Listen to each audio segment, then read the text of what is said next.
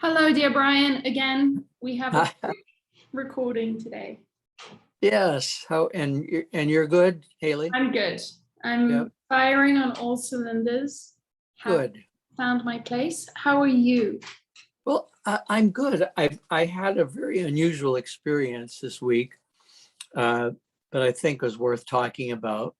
I would love to hear about it. On Monday morning, after I came out and sat with Ray, I started crying, and I cried, and I'm not a crier, and I cried longer and harder than I ever have. And it was about feeling overwhelmed by the whole process of aging and letting go. And I write about it, and I talk about the need to age graciously and with gratitude. And I believe that. But boy, I was really feeling like I was in the tub, and the water was circling fast, and I was going down the drain with it. And thoughts of needing to take care of Ray if his mental faculties, didn't stay strong. The sadness that I had about that, and the feeling that I was losing, my lifelong companion. The challenges of losing your money, giving it to friends, and not getting paid back, and you put on a brave face, and everyone says, "I can't believe that you are handling this so well," and then kaboom, you get hit with, why did that happen? And I don't like that it happened, and this is not what I planned on. And I know that we create our own suffering by clinging to ideas of the way things should be. And that's likely to happen, I think, as you are in Act 3 of your life, where the body doesn't behave the way you expect it. And Hayley, I also noticed that the response of others when your life circumstances change can change too. If you're not seen as a source of influence or power or money, you're not what they thought you were. Well, you're not as useful as you once were. And ouch, they don't see that they're changing their behaviors. And it can be very subtle, but what it ends up is that you feel isolated. Ray's father, years ago, when I was visiting their house in Wichita, and Ray's brother, and younger brother who's gay, and Ray and I were at the table talking, laughing. His father came by and said angrily, "Don't put me on a shelf." And at the time we thought, what's that about? Right. But boy, I understand the feeling that you can get as you get older and retire. I don't think a writer ever retires, but I don't think a human ever retires. Who are you? When I tell the story of my dad working at General Motors in a high position in the public relations department, and he would be in Detroit and New York where the board would meet, GM board of directors. And he used to go to the 21 Club, take clients there when it was a fancy place, thought to be the best place you could go. And the maitre d', would call him by name, ask how Buicks were selling. But he said that once he retired, that was all gone. There were no more tables available because he wasn't any longer the source of revenue for them. Yep. It wasn't hostile. It was just, in It's their mind, like they were moving on to whoever. And then at some point, a different maitre d' is going to take over and they're going to lose. But anyway, all this sort of came crashing down on me. The loss of relevance, the loss of partner, the loss of financial security. And I just cried and cried and cried. And, I was exhausted when it was done. I'm glad it happened. It doesn't happen very often. So, I really let down my guard. I didn't feel the need to be the strongest person in the room. How wonderful. Yeah. How wonderful. There's so much there that I want to explore, but starting with the crying, how wonderful, what a gift. And I'm so, I celebrate that you were able to be in that moment of healing and to just be vulnerable to it and let the crying do the healing. And you mentioned how exhausted you were afterwards. The amount that we let go of when we cry, because we are purely vulnerable at crying and we're purely open to, like, that's when we've hit a point of like, enough, I can't hold it together anymore. That's complete surrender. And it's exhausting when our bodies just start like letting go of it all, like everything you've been holding on. So I really celebrate with you the crying, and I'm so happy that you had that moment to experience and coming through it. How are you feeling today, now that today's Friday? I feel fine. I still have concerns about, it's more apparent that the ride is ending. Maybe not for 20 years, but and I think COVID has a lot to do with, the brain fog. It's time. Yeah, it's anxiety producing. I think all of us did a really good job for a year, following directions, getting the shots. And then they open the doors up, at least,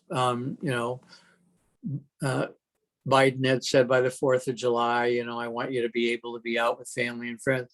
And everyone sort of took that as the end, but then, a new strain. Now it's like, I was doing some COVID research, which I promised myself I would not do. I did it this morning. And I was just like, the COVID numbers are higher than they were last year. And I think a lot of this has to do with the exhaustion of, we've been on this journey for so long. And I think there were two things that you mentioned there was like loss and significance. But before I want to get into that, I wanted to not take away from your experience, but also share that I had a similar experience the Monday before. Oh. I hit just a brick wall. I hit a point of, I can't go anymore. I don't know if I'm doing the right thing. I don't know if I'm supposed to be doing this. I don't know when I should be quiet, when I should talk. And it was this whole thing around, a lot of it was loss and a lot of it was significance. What is the whole point? And do I have enough time to achieve and be everything that I think I see? But then I would immediately question that and be like, well, wait a minute, that's all about significance, isn't it? And then I would lead into this whole thing about everything that I've lost. And for me, I share this financial concern because I came from a place where I had a lot of money and I'm not in that place anymore. And it is a complete redefinition of life altogether on every aspect. The way that you live life, the way that you interact with people, and the way that they now start interacting with you, knowing that you're no longer in that same financial comfort that they're in.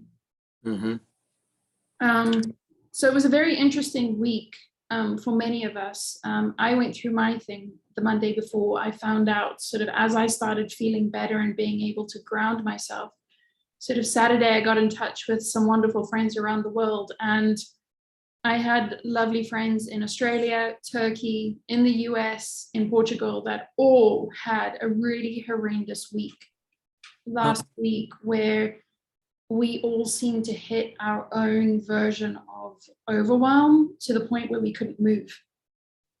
A lot of tears, a lot of sitting on the ground. What do you think was going on? I think, that we, from a energetic perspective and an astrological perspective, we had a very big full moon right before. And I think that was almost this washout of, you think you're being brave, but really, who are you? How authentic is this idea of you've got your shit together? You Hayley, have it together.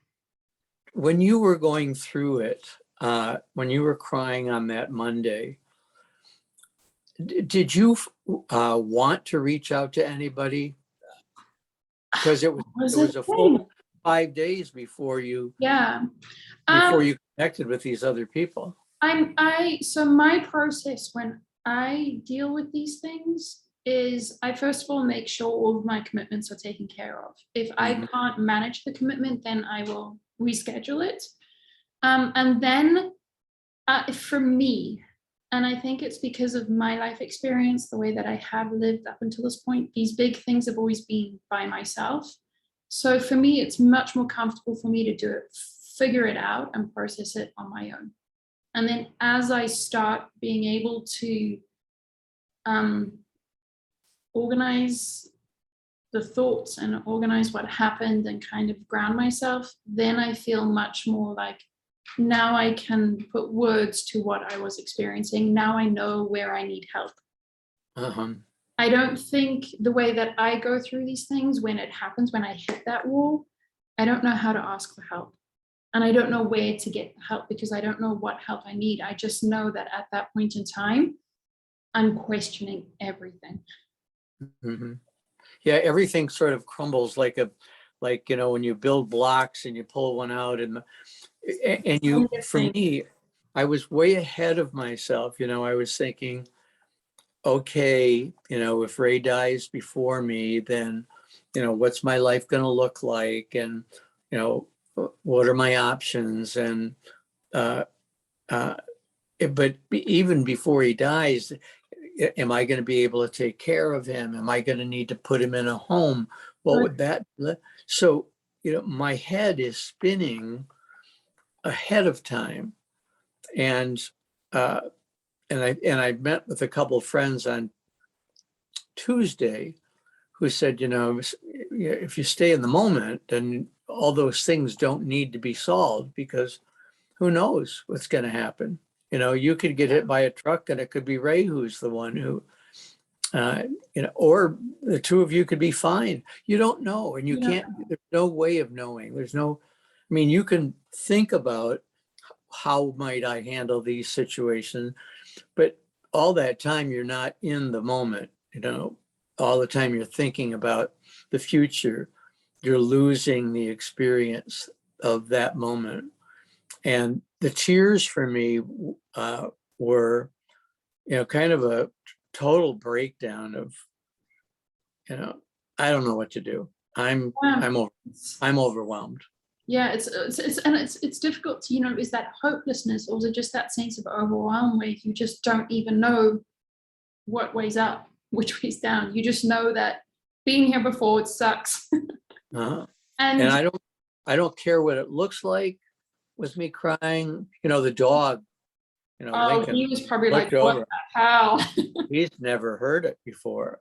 He hears one of us sneeze and his head goes up.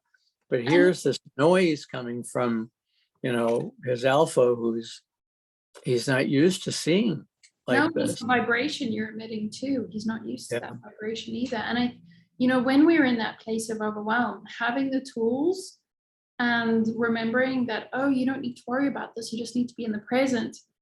I can't do that because that's even more infuriating for me. And I think it's, we tend to chase people out of crying, and we tend to chase people and ourselves out of being overwhelmed. When I think sometimes we need to be in that place. We need to cry, cry, cry. And, I think I have many clients that cry with me on the phone. And if they're with people, the people try and stop them crying. And I'm always like, people, stop them.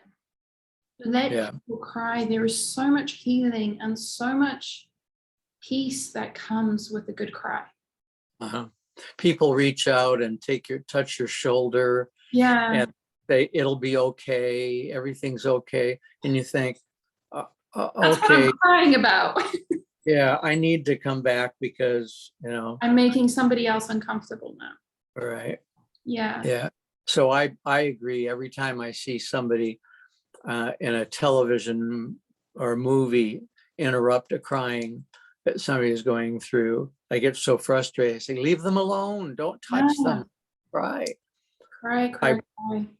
I was leading a small group discussion years ago, and one of the people in the room was, just broke down and cried and cried and cried. He was sobbing. And the others looked to me to say, do something.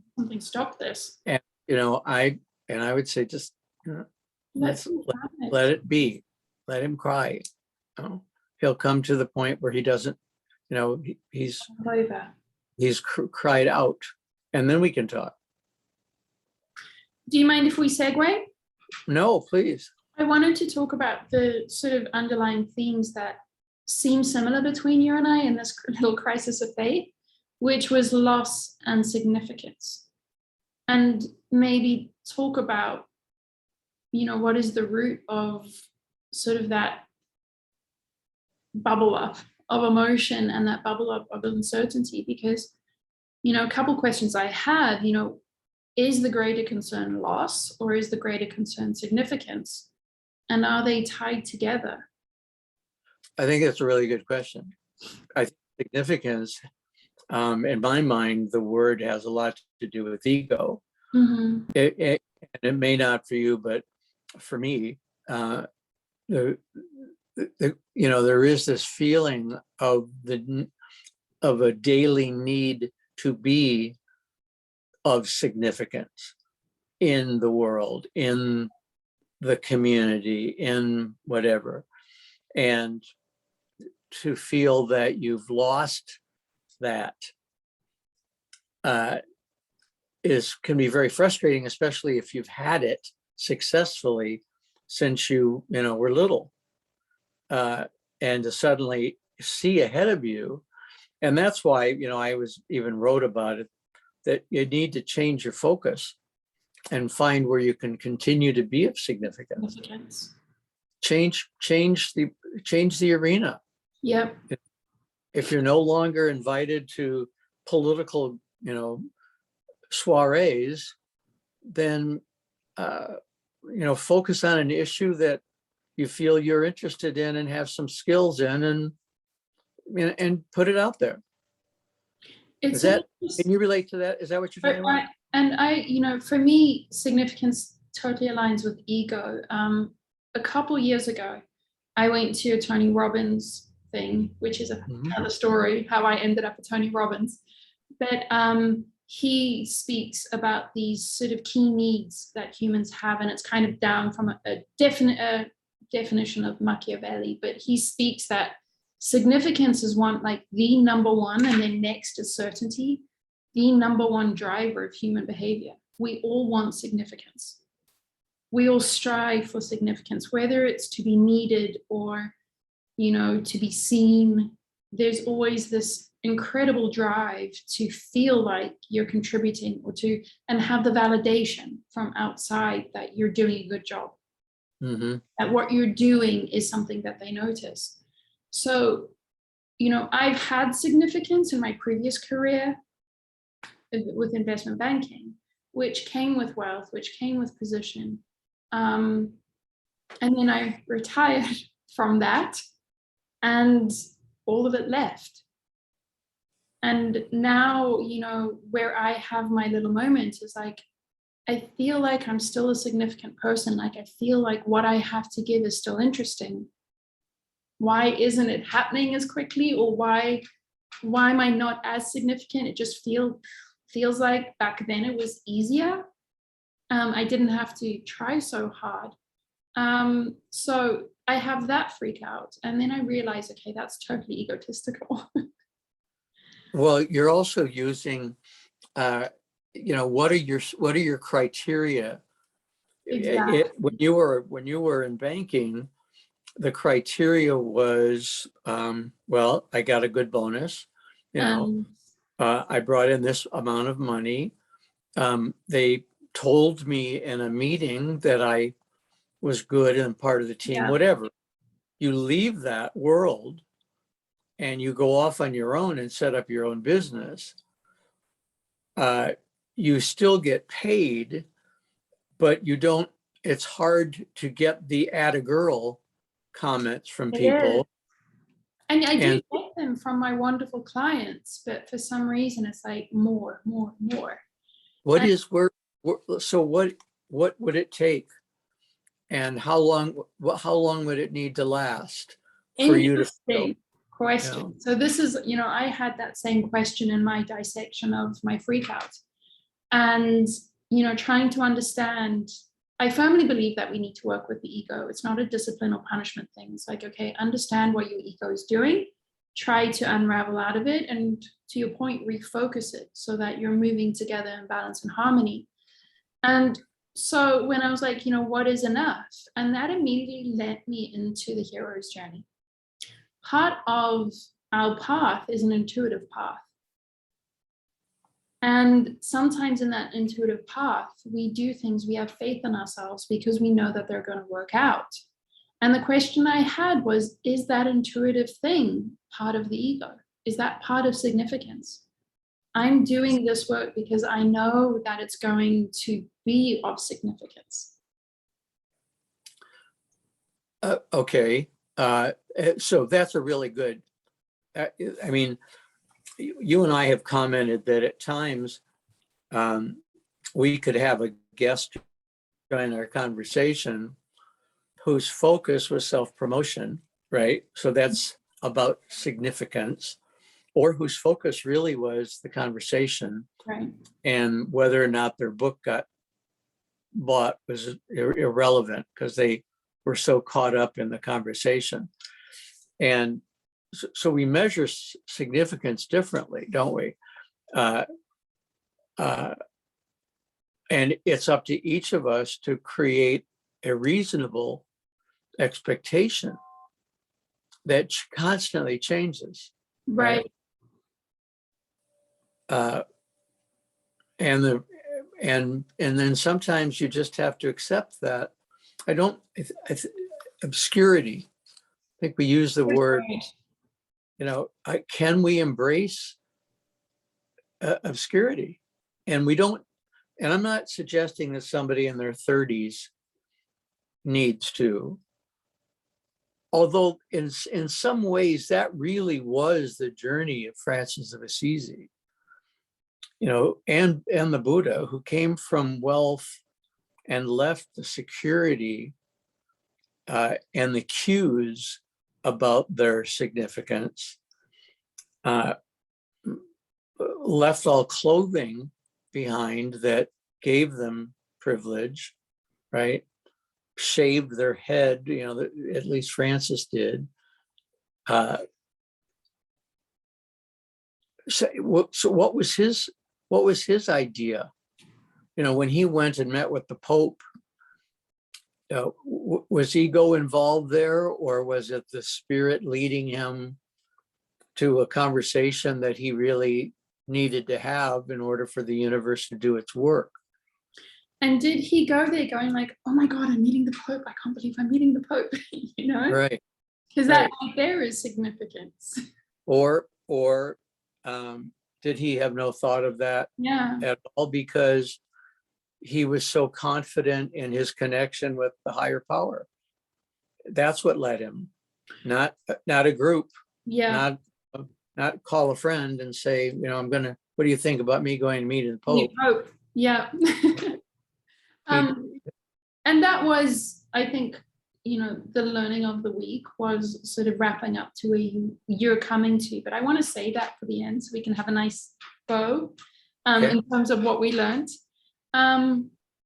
What about loss?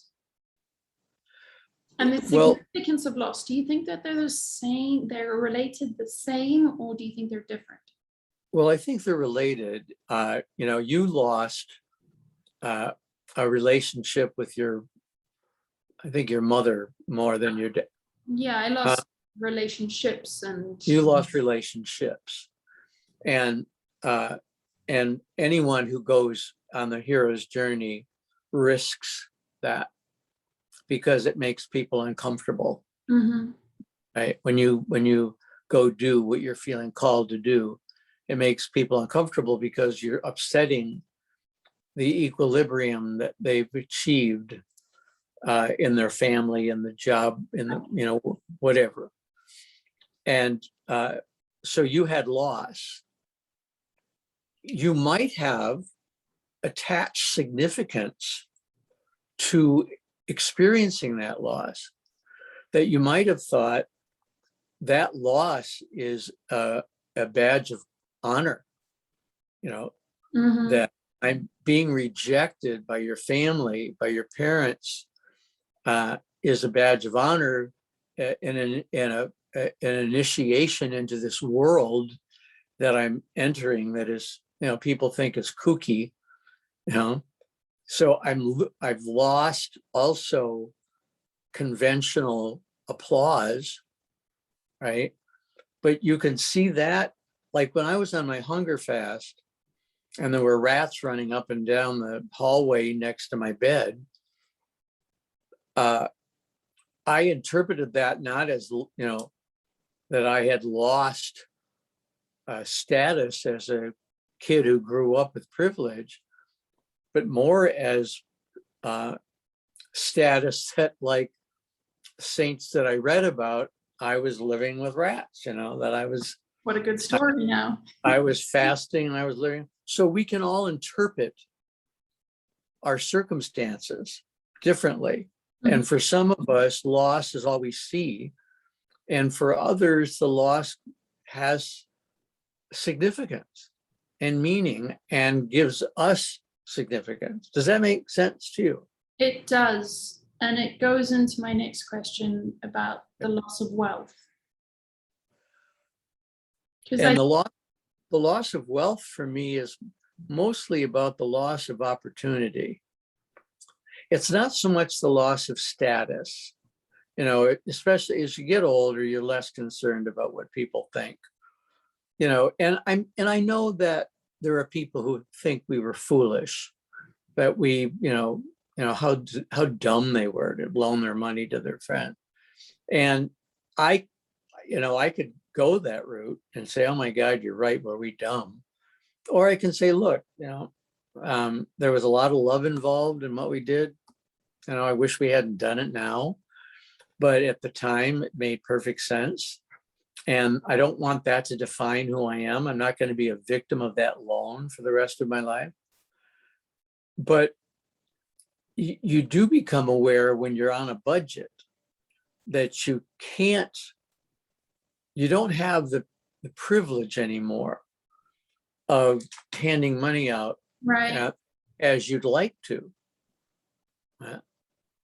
Yeah. Because you have responsibilities that you have to take care of. And for me, I find that one of the biggest challenges of being on this path is trying to redefine, just as we were talking about, like changing the arena in terms of significance, it's also changing the arena in terms of what you consider wealth and what your currency is. For me, at least, trying to find that different arena or trying to consistently bring myself into that new arena of wealth is difficult. And I can come up with many, many different excuses for why it's difficult for me. I can very, very often do I say, well, I live in a world where it is about money. If you don't have money, it's very hard to survive. But how much money? That Right. becomes the question. How much do I need? How much is Um, enough? and I think that's, as my journey has progressed, is like enough is enough now. As long as I'm comfortable and my body is safe and I have what I need to keep my body and my mind running, that's enough. But being a human and being somebody that came from these wonderful opportunities that, yes, I worked for them, but I was able to do them because I had money paid for them. Mhm. And to no longer be in that arena of, my God, I still love to travel. I still love to experience things, and I love to experience nice things too. Mhm. There's a part of me where I think is my innate nature that likes beautiful things. And there's nothing wrong with that. The There's question, nothing wrong with that, but there's now that question of, you're not allowed that anymore. well, you are if you don't need to own them. Right. So one of the things that and Hayley, we have to acknowledge that we're looking at this from different points in the life cycle. Right. Which I think is amazing. You're in act 2, maybe act 1, act 2. I'm in act 3. Yeah. And so, I can imagine having enough to get me to death. Mm-hmm. You're at a stage where you don't know where it's coming from and how long it's going to last, and whether or not you've been able to save. I can really resonate with this idea of liking, nice things. And the difference between you and me is that I've had a life of being able to buy things, Mm-hmm. and I still have, many pretty things around me. But I've also learned, and I do miss the experience of buying. There's an adrenaline rush that happens when you see something beautiful, Yeah. and you make the decision to purchase it, and then you have it. And losing the ability to shop, it's hard when you've, had that. But you really do come to the point of understanding that you don't need to own it anymore. Mm-hmm. You don't need to own it, period, in order for your life to be full and rich. Yeah. And I think it changes too. So when it comes to the more material things, if it doesn't fit in one of my 2 suitcases, it's not getting bought. And if there's no real need for it, yeah, I'm not buying it. Well, that's smart. That's wise. There's experiences where it's like, my God, I would love to just get on a plane and go off and have like what I used to do, which would be like 10 days of just exploring a country. And obviously we have COVID and everything happening now, which makes that conveniently harder. It's those things where it's like, my gosh, that was good. That was a good time. And I would love to be able to get back to that. And I think that's where I start going like, okay, carefully, you're not going into significance now. Does that mean if you're, defining significance, if you're defining success, if you're defining wealth, that it means now I can travel? Is that your criteria? My wonderful week sort of led me to that question of, okay, what is your criteria? What is the most important thing? And why are you doing all of this? And have you spoken with your peers about that, who are doing the same kind of work that you're doing? I'm so lucky that I have people like you and such a wonderful circle of gorgeous beings that are very open in their experiences, and we all celebrate each other's tears and tantrums, and then we all celebrate each other's openings and awakenings and share the information. And it is a great comfort to realize that when you have these moments of overwhelm, other people are with you, although not directly in your physical presence. Mm-hmm. And then it's a wonderful experience to talk about it and realize that you're all kind of dealing with similar things that all come down to 1 or 2 root sort of causes and experiences and lessons that we can help each other through. what is the primary lesson that your peers have about significance? How do they measure it? Uh, I say this with most of us having got to a certain point in the pathway. Most of the time we're not freaking out. The primary lesson here is to let go, to be present, to be in the moment, and to attach to the feeling of joy. Like when you're present and when you're in the place of everything's okay, like I'm thriving right now, I have everything I need. That's the lesson. That's Yeah. the point. Yeah. When you're freaking out and trying to distill, it's a little harder to logically negotiate that place. One of the things that I've noticed is that the fear of loss, it can be a wonderful tool to make you more conscious of what you have right at the moment. Yeah. So as an example, usually at night, I brush my teeth, wash my face, and I'm in bed before Ray is, and Lincoln's on top of me, getting his expected massage. And so last night I was listening to Ray, the electric toothbrush in the bathroom, and paying attention to the sound of it, and how if indeed he dies before I do, I will miss that experience of the sound. Now, I might never, I don't know why the electric toothbrush and its sound became a touchstone for me, a moment of awareness, but it's all around me, Mm-hmm. And if I pay attention to just one thing and give gratitude for that, I don't have to have it all figured out. Right. We don't. I mean, just in this moment of talking with you, of being fully present to it, right? There's and something to and figure out. grateful for it. And it doesn't matter if we have another conversation, because we've had this one. And we're in this one. We're That's in all this that one. matters right now. And I think to continue to remind ourselves that is all that matters. That is the most important thing right now, is to be present in our bodies, where we're at, what's around us, and to be in the magic and the miracle of it. And that, immediately as you start opening up into that, the joy just like, it's euphoric. This is good. What am I worried about? This is really good. A larger example could be, where you are right now. You deliberately live near Mayan ruins, right? Mm-hmm. And when you leave there, if indeed you do leave there, and somebody says to you, well, what was it like? How is it different than being here in South Florida? You're going to want to be able to say and give examples of how it was different. Yeah.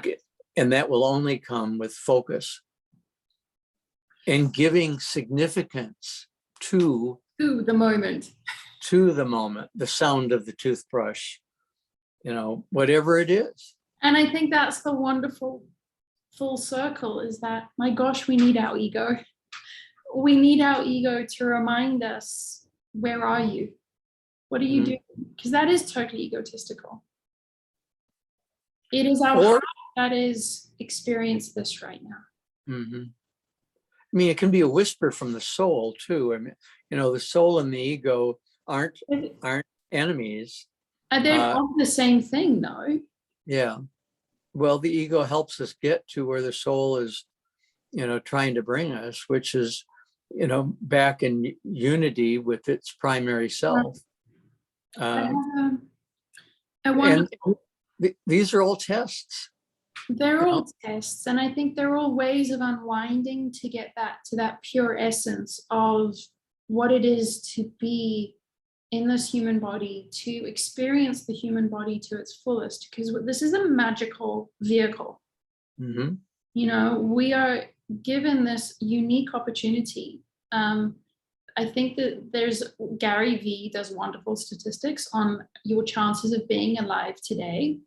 And when you start to have that humility of bringing it in very personal, bringing it into this world here, it makes it a little bit easier, a whole lot easier to be present, to be grateful, to acknowledge that this is a huge ride.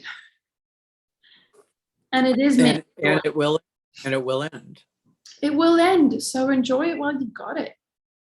Be aware. And, you know, when during my experience of crying, one of the things that I have an image of is Ray listening to me, you know, without judgment and being grateful. You know, he was a little surprised because he's not seen me cry or heard me cry like that. But he let it happen and without judgment. And so that's a memory that I have. I'm so happy that you have that experience. Yeah. What a gift. Well, it's a gift too to be able to talk about it. One, to have the self-confidence Yeah. or the humility or the awareness to put it out there without fear that somehow you're going to be thought of as less than. Oh, did you hear? You know, Brian McNaught cried. Oh gosh, is he losing it? Oh, yeah. And now look at him, even greater, brighter. What, yeah, whatever happened to him? Well, I don't know. I heard he lost all his money. And is that Ran off to Mexico. is it right? Is that who I am? You know, are we the stories that'll be told about us? I mean, Or what story are you going to listen to? right. There's many stories, I imagine. And the stories are motivated by the individual's egos, Mm-hmm. right? You know, why did you pick these details of his life to tell? You know, why'd you focus on that part? That's what they talked about the most. Well, or it helps me bring him down a notch, or it helps me, you know, that's a significance back, full circle, and shadow of and it's a loss. You know, there was a time they wouldn't dare, maybe, but that's openly. They would have done it behind your back, not openly. Yeah. It's all part of the experience, right? And also forgiveness, because they're on their journey too, and they have to live with the experience of having said something that they wish they really hadn't said. I find that so humbling when I look at the world and I look at, sometimes I can get really triggered by the unfairness, the injustice of it, the inequality. Mm-hmm. And it's very humbling for me to, in my journey, to have to unwind of some of the stupid mistakes, which were probably gifts, but some of the things that really just make me cringe. I'm like, oh, that's not your finest moment. And I still feel like I'm atoning for some of that. When I realize how much work goes into some of the things that I've done, which I don't think are nearly as big as some of these other events that are happening to people and other people are doing to each other, it's very humbling to know that at some point in time, they're going to be sitting with that feeling too of like, oh man, and that's, I think they will. I think that, you know, whether it's in this lifetime or another lifetime, I think we all have that moment of looking at our actions, whether they be wonderful actions or destructive actions, and being in that place of like, oh, can't believe I did that. I'm so sorry. Will Yeah. you ever forgive me? Uh-huh. And that to me, like just in my experience of feeling that is tough, you know? So it's humbling to be able to be like, you don't have to go out and be triggered by all of this. Send love and know that there is a, a divine order, divine timing, and this wonderful thing called karma that will come around. Hayley, do you feel that you have amends to make? Is that the same word as atonement? Are you using them together? Amends for me means I'm really sorry that I said this. I was younger. I didn't, now it just horrifies me that I said it to you or did this to you or. I think The that I need to atone. I want to atone for it. So I want to make sure that I'm very clear in my understanding of where I was when I did it and what was going on to make sure that I don't do it again. I'm not Yeah. repeating it. I break the cycle. So I consider that atonement.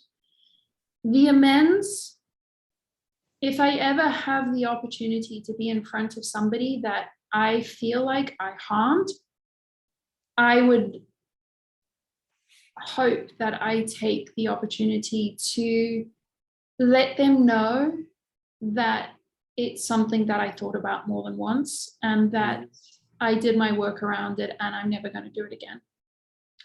I have, with the couple women that I dated in high school and college, have tried to more than once apologize, for what had to have been a really crazy experience of dating this guy who just didn't respond the way you thought your boyfriend should respond physically, emotionally, etc. And their attitude is, oh please, but mine is, oh gosh, I was a mess emotionally. A hot mess. I was a mess emotionally, out of control, just so confused. And I'm so sorry for anything that I said or did that screwed you up, because dating a closeted gay guy had to have been really hard. Yeah. And they now we're really close friends, and they say, please, stop. It's not. And I think, I do think it's important to make amends. But I think it's important to be very clear-minded and neutral when you're making amends, because the way I want to make amends is at a much higher vibration, a much more loving vibration, rather than returning to the vibration in which the event I'm amending was created. Yeah. So I think from a personal perspective, it's really important for me. But I think in terms of the world healing, I think amends are really important regardless of the generation that it occurred. My belief at this point in time is that it's only going to actually mean something when the vibration of the amends is made higher than what the event was created in. And I think we're having a little bit of a trouble at a world level trying to understand that that's what amends means. Or may mean. And things change. I mean, this Cuomo resigning and in his resignation as governor of New York, saying, times changed, and I wasn't, what was acceptable when I was growing up isn't anymore. And I never, caught up with that. That's true for all of us. For all of us. That, we coped in the world that we lived in, but it changed. It changed, and we have to acknowledge that. We have to acknowledge that every single one of us is growing, and regardless of how far we think we're on the path, we still have moments where we're just like down and out. We're just like, I'm crying. I know I may expect that to be seen as a leader that has their everything together, but I'm down. And patience and compassion, that everybody's on a path. They have a right to their path just as much as we each have a right to our unique path. And allowing that room of growth, allowing for somebody to be like, I've changed. Maybe sometimes it's for the better, sometimes it's for the worse, but just those words, I've changed, is huge. Well, the awareness that you've changed is an indication, I think, of a higher consciousness. All the things that we go through in these conversations that we have, the decision to record them is just basically, we're hobbling along, making this journey, wanting to be aware and grateful, and we want to be loving and kind, and we're doing our best. And sometimes it works really easily because we work so hard on thinking it through. And then sometimes you think, where did my spiritual practice go? Wait a second. I know better than this. Yeah. Yeah. Very But humbling. it is humbling, but I do hope and think that we catch ourselves more quickly than we would have had we not done the work. Gabrielle Bernstein has a wonderful phrase for that. She calls it the comeback rate. And it's the comeback what? The comeback rate. Yeah. How quickly you come back to yourself after those events. And, my measure of success is, a contributor is this comeback rate to my measure of success, because when I first started on this path and trying to figure out, my comeback rate was like days, weeks. And now it's like, okay, I'm losing it. I'm allowing myself to be in it. And then I'm going with it. I'm flowing with it. And, the really big ones where I have like a big review of like, are you sure you're aligned? What changes do you need to make? They may be 4 or 5 days, but my comeback rate is different there because I'm not crying for 5 days. I'm crying for like 1 day of that. And then after that, I'm trying different ways to get back and to be better. And like, what changes do I need to make? How do I make these changes? And the comeback, is how quickly you're being able to have the awareness of, well, that wasn't working. Tell me, we only have a couple minutes. Yeah. I know. So tell me, what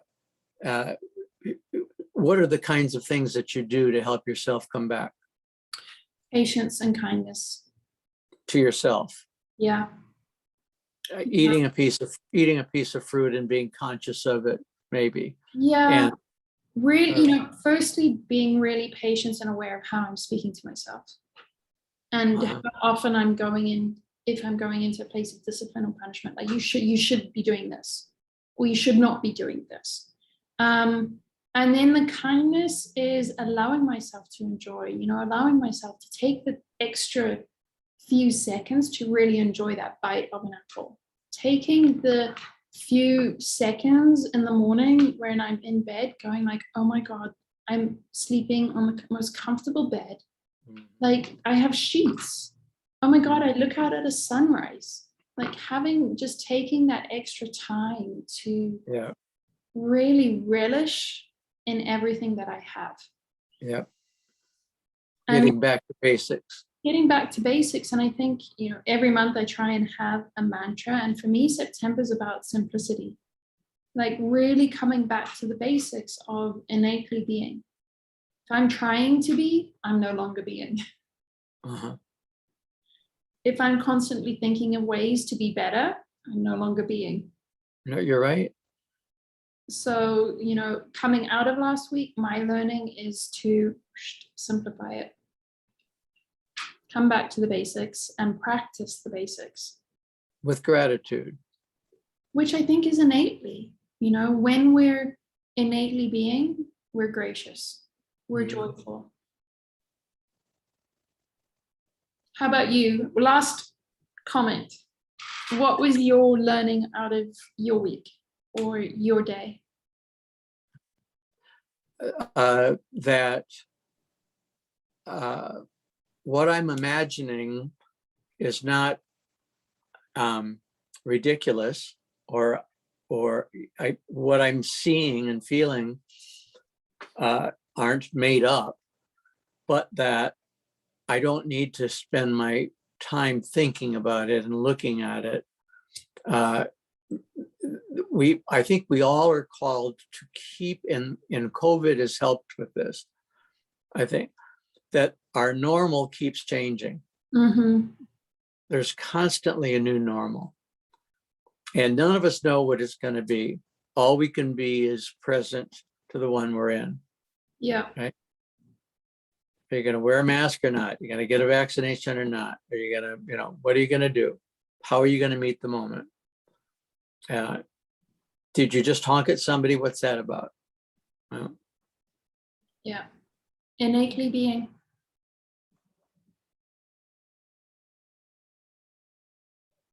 Well, we have a wonderful week ahead of us then. yeah, yes, we do. Yes, we do. By Full of being magic, full of being miracles. present to it, Yeah. present to it, grateful.